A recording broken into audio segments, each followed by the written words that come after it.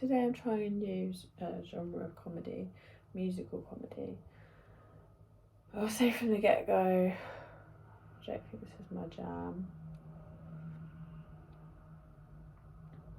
I wrote a song about playing drinking games, and the angle is that it's funny when you're all pretending that drinking is the punishment, and actually it's the entire aim of the game. So do you know this drinking game Ring of Fire? Yep. This is what I came up with. I fell into a burning ring of fire. I went down, down, down as the flames grew higher, and it burned, burned, burned. Ring of fire, ring of fire. So I just realised that the original was better, so I just left it the same. So I wrote that one first, and then I wrote a song I was reflecting on lockdown. It was about wandering the residential streets of a small, quiet village. And it's probably a cul-de-sac, but I might as well check. And it goes like this.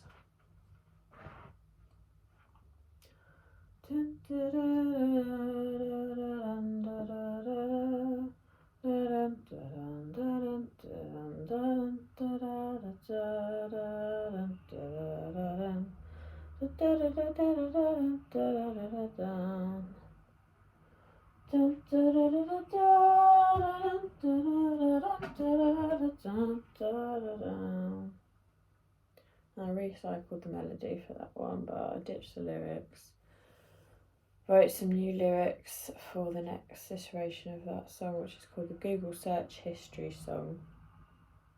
All the lyrics for this song are taken directly from my Google Search history over the last week or two, which isn't plagiarism, I checked.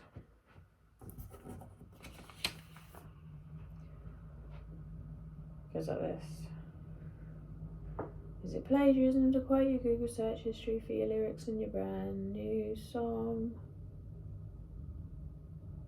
Who was it that sang a song about torture? Oh no, I'm thinking of Tragedy by Steps. What does the H stand for in PhD?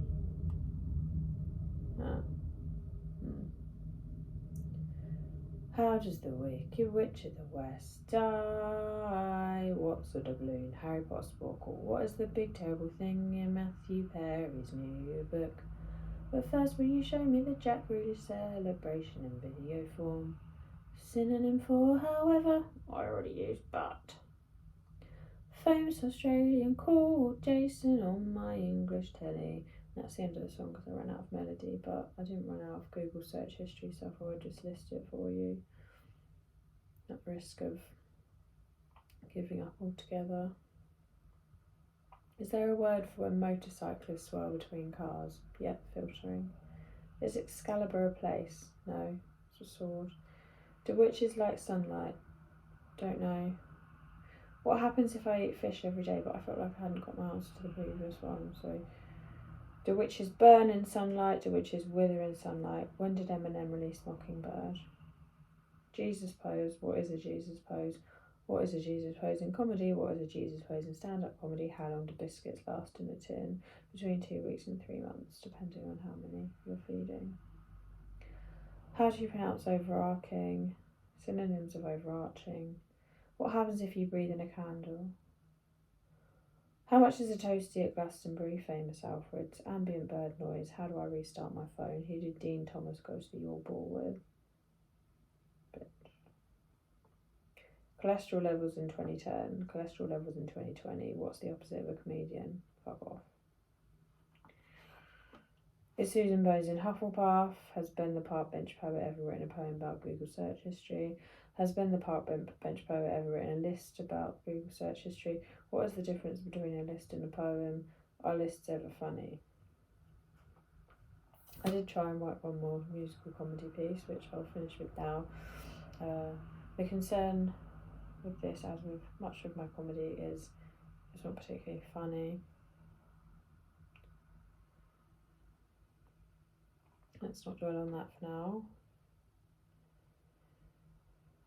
I'll tell you what it's about. So do you remember in 2013 in London when that high-rise office tower called the walkie-talkie reflected sunlight with such intensity on the parked cars on the street that they actually melted?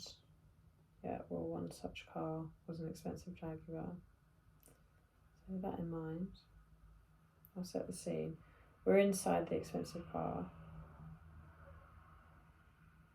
The AC was conquering the heated seats. That's a comment on how the air conditioning and the underchair heating neutralise one another, wasting energy at the expense of the environment. We're still inside the car.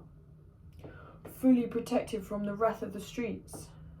Wrath ironically refers to the innocent pedestrians walking alongside the busy London traffic, minding their own business, causing no environmental damage, causing no criminal damage, whilst the driver of the Jaguar considers himself above the pedestrians socially, to such an extent that he's actually worried about what crime they might commit next.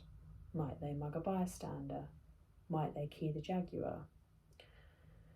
But thankfully from inside the Jaguar, he's fully protected from the wrath of the streets, and it hums along righteously, the car and the driver, sort of one entity. And it hums along righteously, waiting at the lights so courteously, windows tinted, handbrake applied, too good for others to see inside, protected from the stars. And then the walkie-talkie melted all the cars, so what can you do?